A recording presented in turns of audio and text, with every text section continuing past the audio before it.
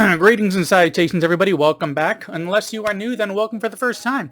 I like to make these videos about films I enjoy and want to share, usually horror. Often I will also work in some stuff from the 80s, or a film that I feel like we don't really hear much about anymore if it turns out that it's actually still good and worth talking about. And occasionally I'll put in something about a new film. The key is that it's for ones that I actually enjoy. I would rather talk about what I like rather than just putting in any kind of time into putting a video together for one that I don't. However, with that being said, sometimes if I'm reviewing an entire franchise or a boxed set, some films may slip in which I didn't care for, but even then I try to find at least something nice to say about it. Okay, now that all that's out of the way, I did another throwback trip recently for a film which I'd been meaning to rewatch for several years now, with the 1962 Roger Corman film Tales of Terror, which stars, among others, Vincent Price, Peter Lorre, and Basil Rathbone. This is an anthology film for which the synopsis is as follows.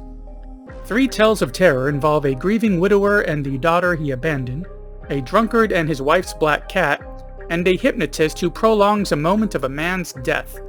So years back, I'd started visiting some Vincent Price films. I'd seen bits and pieces of them growing up, but hadn't really sat down to watch any of them.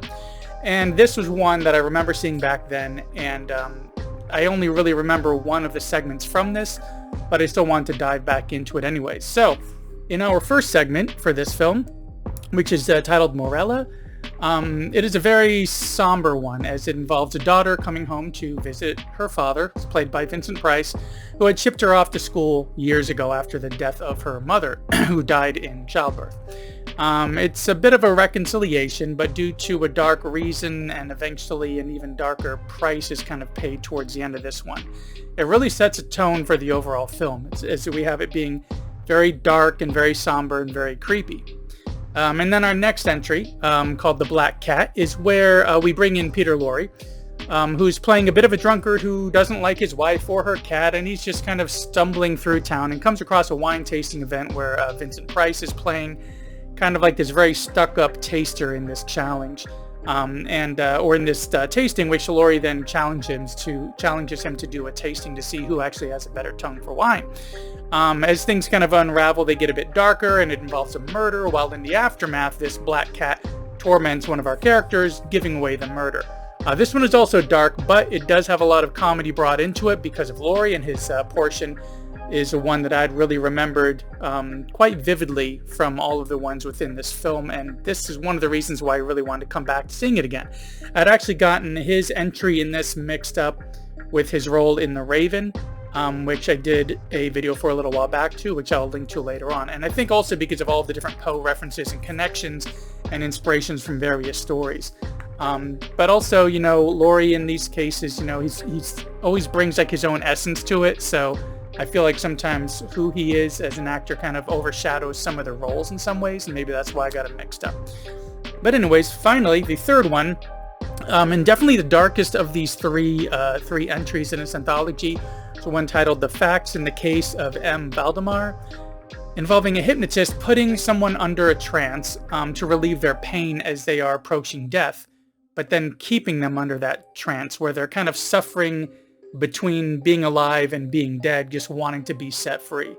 It's definitely the darkest and cruelest of these tales. It's very, very dark. But, as I'd mentioned, as far as like this set in general, as I'd mentioned from some of the previous Hammer films that I'd done, these AIP ones have that similar feel of like this throwback way that they used to do color back in the 60s. It's really a vibrant and a very different kind of way that it's really eye-popping, that I really enjoyed how they were able to bring this to the screen.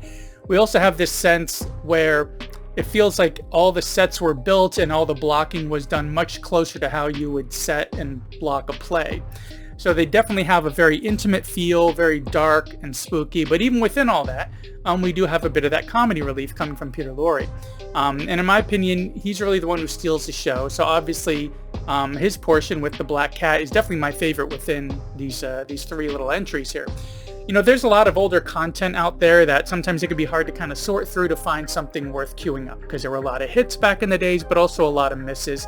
And sometimes ones get lost, sometimes the rights are cleared up so they're free and they're everywhere, but it turns out to not really be a good film. But this is one that had definitely stuck with me when I first saw it about 10 to 15 years ago. and upon this rewatch, it was still a lot of fun and more than worth checking out. And speaking of checking out, thanks for checking out this quick little entry here for another throwback or retro horror from AIP and Roger Corman with the Tales of Terror, which at the time of this video is available on paid rental, but sometimes it pops up on Tubi or Pluto TV or various other paid related services. So, be sure to kind of keep a lookout for if it pops up on one of those services. Also, at the end of this video, like I said, I'm going to link to another video that I did for another Roger Corman film, The Raven, as well as I'm going to link to another YouTuber's video from Grim Life Collective where they had visited some locations associated with this film that was definitely worth checking out. So be sure to click on one of those if interested. Anyways, that's about all that I have for this one. Thanks for coming by and for sticking around to the end, as it really does help out quite a bit. If not subscribed already, go ahead and check out my back catalog, see if you like this content, and if so, go ahead and subscribe. I try to put up a video anywhere from 1 to 3 times a week. So that's about all I have for this one. Thanks again for coming by, and I will see you in the next one.